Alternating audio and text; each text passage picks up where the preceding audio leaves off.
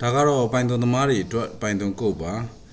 out and back so a class go sheet hare Dima geometry message tega twist ye point ye quaternion input load hare a transform there so in transform utility quaternion to angle normalize angle asashi go input load hare da mat library radian copy sign square power pi no definition in it ma so yin node ko initialize လုပ်တယ် ROS ကို shut down လုပ်မဲ့ချိန်မှာ function တစ်ခုချိန်ပေးထားတယ်ကျွန်တော်တို့ရဲ့ function ထည့်ထားတယ်เนาะ function ထဲမှာတော့ဗာရေးထားတယ်ဆိုတော့ publish လုပ်မဲ့ကောင်တွေကို0တွေ publish လုပ်ပြီးရက်လိုက်မယ်တဘောပေါ့ဒါကတော့ publish server command velocity အတွက် rate ပါဒါကျွန်တော် C++ မှာတွေ့ရတဲ့အတိုင်းပဲlinear နဲ့ angular အတွက် speed နဲ့ distance တွေပါကျွန်တော်တို့က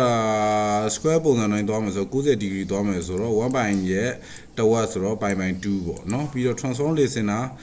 object ကို create လုပ်တယ်ပြီးတော့ကျွန်တော်တို့ try catch နဲ့ wait for transform ဆိုပြီးတော့ကျွန်တော်တို့ transform ကိုစောင့်ပါတယ်เนาะဒီမှာတော့ base footprint လို့ရေးထားတယ် base link เนาะ base link လဲ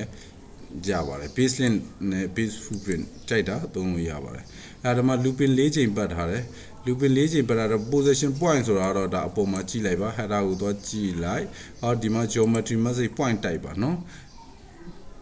အဲ့တော့ဒီမှာ looping 4ချိန်ပတ်ထားတယ် looping 4ချိန်မှာcommand velocity အတွက် move command ကိုကျွန်တော် twist message ယူပြီး linear ထည့်တယ်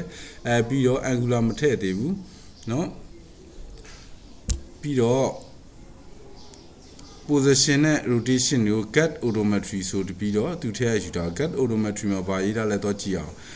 get odometry မှာဘာရေးထားလဲဆိုတဲ့ခါကျတော့ look at transform လုပ်ထားတယ်เนาะ odom frame နဲ့ base frame ရဲ့ look at transform လုပ်ပြီး transform ကဘယ်ထဲရောက်လဲဆိုတော့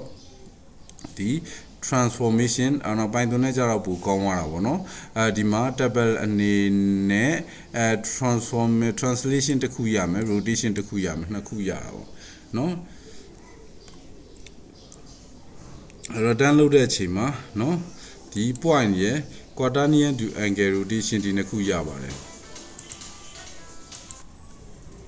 အဲ့တော့ဒီမှာဆိုလို့ရှိရင် translation နဲ့ပြီးတော့ quaternion to angle ဆိုပြီးတော့အဲ့ဒီ method နဲ့ကျွန်တော်တို့ကเนาะ quaternion type rotation ကို quaternion ပြီးတော့ quaternion to angle ဆိုပြီးတော့ဒီနှစ်ခုကိုကျွန်တော်တို့က return ပြန်ပေးလိုက်တယ်ပြီးတော့ get odom ဆိုတဲ့ function ကြောင့်ဒါကြောင့်အပေါ်မှာသူက get odom လို့သူကရေးထားတာပါ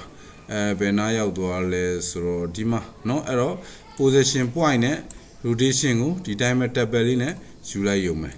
เนาะအဲ့ဒါကြောင့်သူကဒီလိုရေးထားတာပါဟောဒီမှာပြီးတော့မှ distance တွက်တယ် distance တွက်တာကတော့ C++ မှာကျွန်တော်ရှင်းပြခဲ့တဲ့အတိုင်းပါပဲเนาะအဲ့တော့ပြီးတော့ distance ကိုတွက်ရင်နဲ့ပြီးတဲ့ခါကျတော့ distance က go distance ကိုမရောက်မချင်းပြီးတော့ ROS Python က ROS node ကလည်းမတည်သွားမချင်းသူက looping ပတ်နေမှာဖြစ်ပါတယ်เนาะ program ကတော့ဒီလောက်ပါပဲအဲ့တော့မိမိဆက်လေးလာချင်တယ်ဆိုလို့ရှိရင်လည်းဒီ program ကိုဆက်ပြီးတော့ my robot 1ဆိုတဲ့ package တွေကလေ့လာလို့ရပါတယ်เนาะ ROS wiki မှာလည်းလေ့လာလို့ရပါတယ်ပြီးတော့ ROS စာအုပ်တွေမှာလည်းလေ့လာလို့ရပါတယ်အခြေခံသဘောတရားကတော့အတူတူပါပဲနောက်ဥပမာတစ်ခုကျွန်တော်တို့ဆက်သွားရအောင်